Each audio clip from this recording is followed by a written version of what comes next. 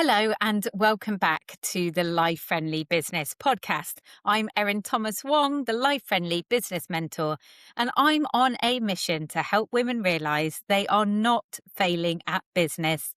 They're simply following a model that doesn't fit their real lives. I help female solopreneurs take a capacity first approach so they can grow their business without sacrificing the very life they're building it for. And in this season, I'm sharing a different way to think about your entire business. Today, I want to talk about something that is coming up a lot this year from the women that I'm speaking to. And that's the feeling that business just feels harder than it should be, heavier, messier. Like no matter how hard you work, you just can't quite get on top of it. And I know I've been feeling like this as well this year. And I think it's such an important conversation because when that's how things start to feel, it's really easy for that frustration to turn inwards, to assume that the problem must be you, that it's your own disorganization, that you're being undisciplined, that you're bad at time management, maybe that you're not cut out for business. But very often that isn't the truth at all.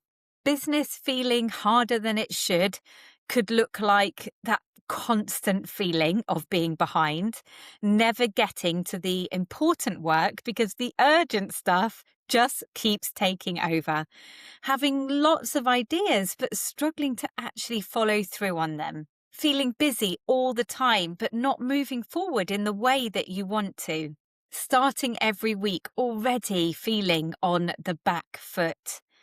Feeling guilty when you're working because life needs you elsewhere, and then feeling guilty when you're not working because your business still needs you. It can feel like you're really trying hard to hold everything together, but never feeling quite in control of it.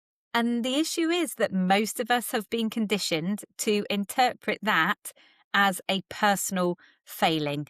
We think, I need to get more organized and be more disciplined. I need to stop procrastinating and actually take action. I need to be more productive. I need to get better at managing my time. I need to push harder. But what if that isn't the real issue? What if the problem is not that you're failing at your business, but that you're trying to run your business in a way that doesn't fit your actual life? Because so much business advice assumes a level of capacity that many women simply do not have.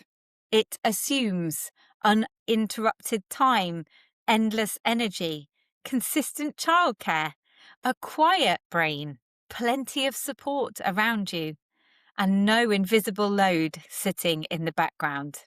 It assumes that you can keep showing up in the same way, regardless of what else is happening in your life. And for a lot of women, that just is not reality. And this is one of the biggest reasons that I do the work that I do, because I speak to women every day who have been made to feel like they are failing simply because they are trying to juggle business alongside caring responsibilities, family life, the mental load, perimenopause, or just the sheer reality of being one person wearing too many hats. And so often the issue is not that they're lazy or incapable or not trying hard enough.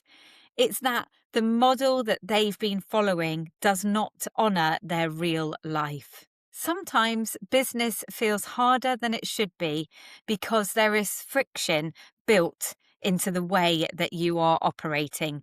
That friction might look like too many offers pulling you in different directions, unclear priorities, so everything feels urgent, no real structure or rhythm to your week, reactive marketing where you're always scrambling to show up, trying to do everything yourself, and constantly comparing yourself to women with completely different lives, teams, or capacity.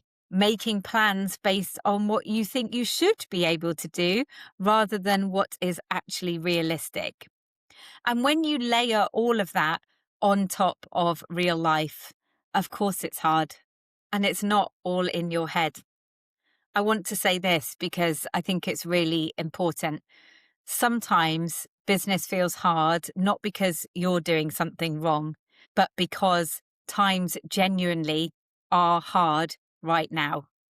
A lot of business owners are finding that things that used to work aren't working in quite the same way anymore. People are making different spending decisions, and that's affecting all of us. They're taking longer to buy.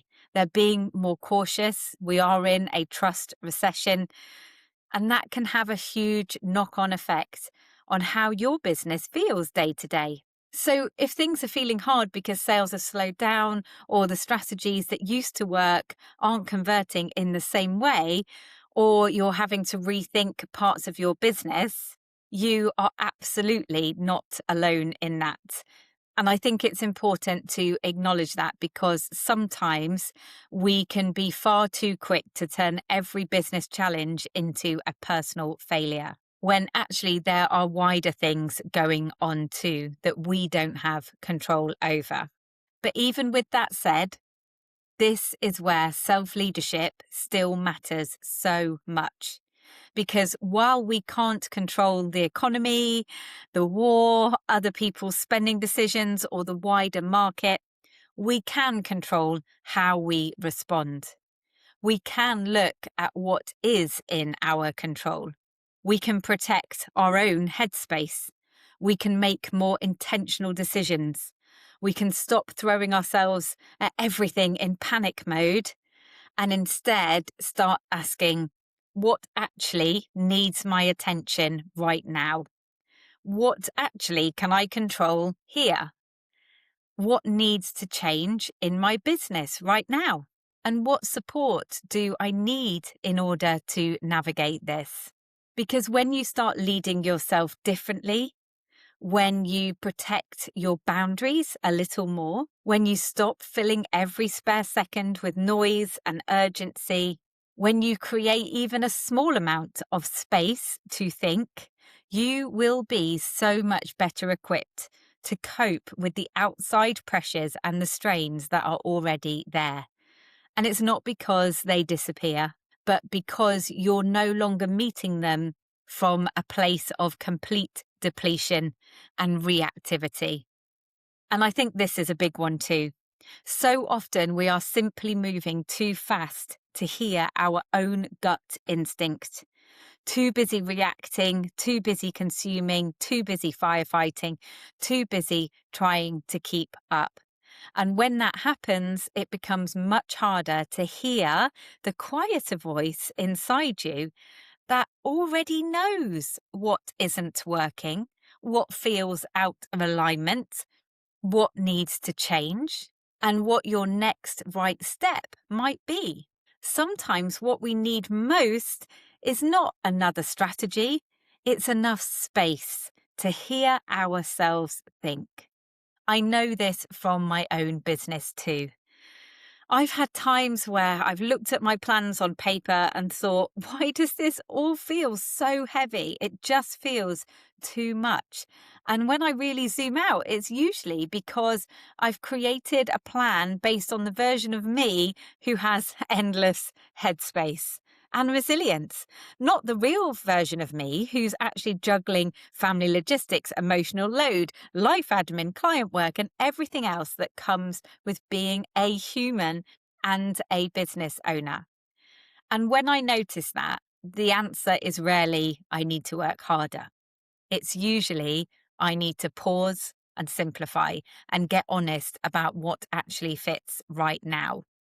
And this is why I talk so much about capacity before strategy. And I know this is really resonating with people, because before you pile on more ideas, more plans, more marketing, and more content, you need to understand what you actually have the capacity for. Not in an ideal week, but in your real life, in this season, with the energy, time, and headspace that you have available. So if business feels harder than it should right now, I want to offer you a different question. Instead of asking, what's wrong with me? Try asking, what in my business isn't currently set up to support my real life? That question alone can change so much because it moves you out of blame and into self-leadership. The answer might be the way that you've designed your offers, the schedule that you're trying to keep to, the expectations you have of yourself, your visibility and marketing plan, your boundaries or lack of, your lack of support, the fact that you haven't had space to stop and think in months. Whatever it is, you don't need to shame yourself into sorting it out. You need to get curious. You need to zoom out and you need to be honest about what's actually making things harder than they need to be. So I want you to think about this. Where does your business currently feel harder than it should? And if you were brutally honest, what might be contributing to that? Not from a place of blame, but from a place of compassion and self-leadership.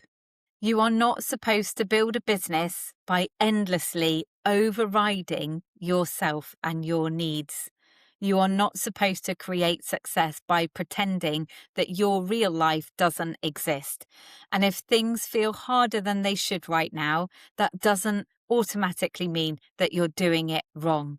It may mean your business needs more support, more structure, and more honesty about actually what is working in your life this season. And it may also mean that you're navigating a tougher business landscape than you were a few years ago. But even then, the answer isn't to abandon yourself in this process. It's to lead yourself with more intention, protect your capacity, focus on what's actually within your control. And if this episode has hit a nerve and you know your business feels heavier than it should be, the best next step is my free life-friendly CEO reset. It's a short, practical, guided reset to help you work out what's actually causing the friction in your business, where things feel out of alignment, and what to focus on first. If you like the podcast, you will love this, and I'll pop the link in the show notes. And if this season is helping you think differently about your business, I would love it if you hit follow or subscribe on the podcast so you don't miss the next episodes. And if you know another woman who needs to hear this message, please send the episode her way. And remember, you get to do this on your own terms. See you next week.